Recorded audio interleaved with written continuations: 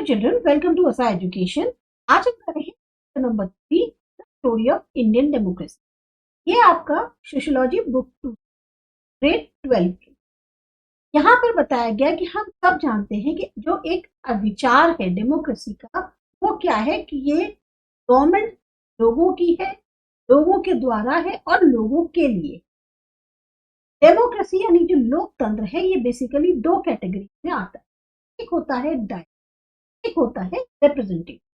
Direct democracy क्या होती है कि जिसमें सारे के जो भी सिटीज वो बिना किसी मिडिल मैन के, चाहे वो जो इलेक्टेड या अपॉइंटेड ऑफिशियल है, उनके बिना किसी भी इंटरमीडिएट के, ये लोग जो है हिस्सा ले सकते हैं पब्लिक डिसीजन। ऐसा ये जो सिस्टम है, ये बिल्कुल साफ तौर पे प्रैक्टिकल तब है जब जो लोगों के ग्रुप है या नंबर्स है वो कम संख्या में, जैसे कि कोई कम्युनिटी ऑर्गेनाइजेशन है या एक ट्राइबल काउंसिल है, वहां ये चीज पॉसिबल। या फिर कोई लोकल यूनिट है किसी ट्रेड यूनियन, हाँ मेंबर्स एक साथ एक रूम में मिलते हैं, मुद्दे जो भी होते हैं, इश्यूज होते हैं, उनके ऊपर डिस्कस करते हैं, फाइनली डिसीजन पे आते हैं और अपनी जो उनकी एक ये है कि हाँ इस पर्टिकुलर डिसीजन पे एग्री कर रहे हैं, सहमत कर रहे हैं, वो अपना वोट की मेजोरिटी से वो एग्री करते हैं।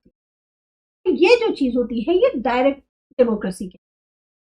मॉडर्न सोसाइटी, अब जो हमारे आज का मॉडर्न, क्योंकि जिस तरह से है इतना, दूसरा उसमें बहुत सारा वो सिंपल नहीं है, उसमें काफी चीज है, तो इस कारण से बहुत ही कम मौके मिलते हैं डायरेक्ट डेमोक्रेसी। तो जो सबसे कॉमन फॉर्म डेमोक्रेसी की रह गई है, चाहे वो कोई भी टाउन हो 50,000 लोगों का या नेशन हो 1 बिलियन लोगों का, के लिए हमारे लिए बेस्ट होता है डेमोक्रेसी। जो सिटीजन्स हैं वो ऑफिशियल्स को चुनते हैं ताकि वो जो है उनके बिहाफ पे, उनके इंटरेस्ट में पॉलिटिकल डिसीजंस ले सके, रूल बना सके, जो प्रोग्राम्स हैं उनको देख सके, तब उनको आगे बढ़ा सके। ये सारे काम ऐसे करें जिससे पब्लिक की भलाई। हमारी जो है वो रिप्रेजेंटेटिव डेमोक्रेसी, हर सिटीजन को एक बहुत ही महत्वपूर्ण अधिकार मिला हुआ है कि वोट करना अपने रिप्रेजेंटेटिव को, तो प्रतिनिधि। लोग अपने रिप्रेजेंटेटिव्स को हर लेवल पर चुनते हैं, चाहे वो पंचायत हो, म्युनिसिपल बोर्ड्स हो या फिर आपका पार्लियामेंट।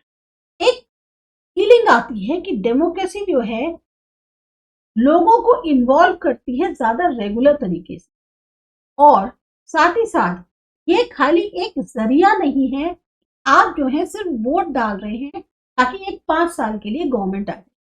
दोनों ही जो कॉन्सेप्ट हैं पार्टिसिपेटरी डेमोक्रेसी के और डिसेंट्रलाइज गवर्नमेंट, ये इसी वजह से बहुत ज्यादा पॉपुलर हुए। समझाया गया है आगे कि पार्टिसिपेटरी डेमोक्रेसी क्या हुई।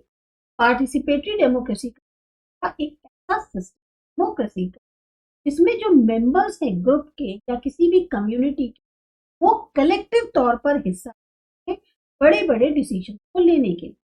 हम लोग इसमें मेनली पंचायती राज सिस्टम जो है उसको एग्जाम्पल के तौर पर लेते हैं, जो कि हमारे यहाँ एक मेजर इनिशिएटिव माना जाता है।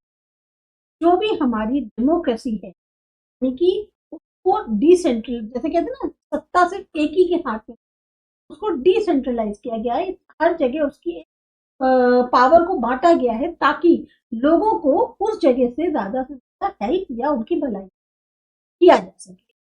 दोनों ही जो प्रोसीजर्स हैं या जो भी वैल्यूज हैं, ये जो हमारी इन्फॉर्म इंडियन डेमोक्रेसी, ये आज से नहीं डेवलप हुए हैं, ये काफी पहले से डेवलप।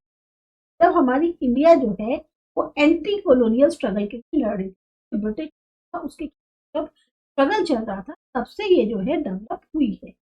पिछले 60 सालों में इंडिपेंडेंस के बाद से सक्सेस है इंडियन डेमोक्रेसी का, वो बहुत ही ज्यादा रिमार्केबल कदम माना जाता है के लिए। ऐसी कंट्री जिसमें बहुत ज्यादा डाइवर्सिटी है, साथ ही साथ इनइक्वालिटी। डाइवर्सिटी मतलब इनइक्वालिटी मतलब असमानता। तो ये जो हमारा चैप्टर है, ये हमें ऐसा नहीं है कि संक्षिप्त अकाउंट दे दे कि उसकी रिच और कॉम्प्लेक्स जो पास्ट एंड प्रेजेंट है, सब पूरी तरह से एक अकाउंट दे दें, मतलब एक कॉम्प्रिहेंसिव अकाउंट दे दें, ये पॉसिबल नहीं है।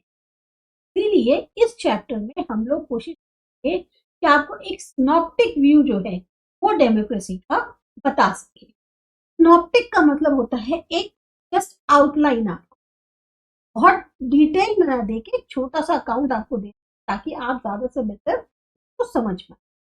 सबसे पहले हम बात करते हैं इंडियन कॉन्स्टिट्यूशन, जो हमारी एक तरीके से इंडियन डेमोक्रेसी का, इंडियन कॉन्स्टिट्यूशन बैकबोन मानी जाती है, आधारशिला मानी जाती है, बेसिकली आधारशिला कह सकते हैं। हम इसकी मेनली जो की वैल्यूज हैं पर देखेंगे, साथ ही साथ कॉन्स्टिट्यूशन कैसे के बारे में जानेंगे, अलग अलग विचार जो लोगों ने रखे अपने सामने, जो इतनी बहस हुई के बारे में बताएंगे। साथ ही साथ हम एक अगर ग्रास रूट लेवल पे देखें कि डेमोक्रेसी कैसे काम करती है, खास तौर से हमारे पंचायती राज सिस्टम के बारे में भी। इन दोनों ही चीजों में आप देखेंगे कि बहुत सारे अलग अलग ग्रुप्स जो लोगों के हैं वो कहीं ना कहीं एक compete करते हुए मिलेंगे इंटरेस्ट को। साथ ही साथ आपको अलग अलग पॉलिटिकल पार्टीज भी देखने को मिलेंगी। बेसिकली क्या है कि जब वोट होता है, वोट डलता है, चुनाव आते हैं, तो क्या होता है, बहुत सारे कैंडिडेट्स खड़े होते हैं, हर कैंडिडेट आपके इंटरेस्ट की बात करता है, वो जो है आपकी भलाई के लिए ये करेगा वो करेगा। इसी तरीके से इसमें हम मेनली यही देखेंगे कि कैसे लोगों के वो आपके इंटरेस्ट को बता रहे हैं कि हम आपके लिए ये करेंगे, और अलग अलग आपको पॉलिटिकल पार्टीज जो है उनके बारे में जानने को मिलेगा। ये जो है एक बहुत ही असेंशियल पार्ट माना जाता है किसी की फंक्शनिंग डेमोक्रेसी। थर्ड पार्ट जो इस चैप्टर का है वो मेनली है कि कैसे ये जो हमारे कंपीट करते हुए इंटरेस्ट है ये फंक्शन कैसे करते हैं, वर्क कैसे करते हैं। इंटरेस्ट ग्रुप का मतलब क्या होता है, पॉलिटिकल पार्टीज का मतलब क्या होता है, और इनका क्या रोल होता है डेमोक्रेटिक सिस्टम में, जैसे कि हमारा।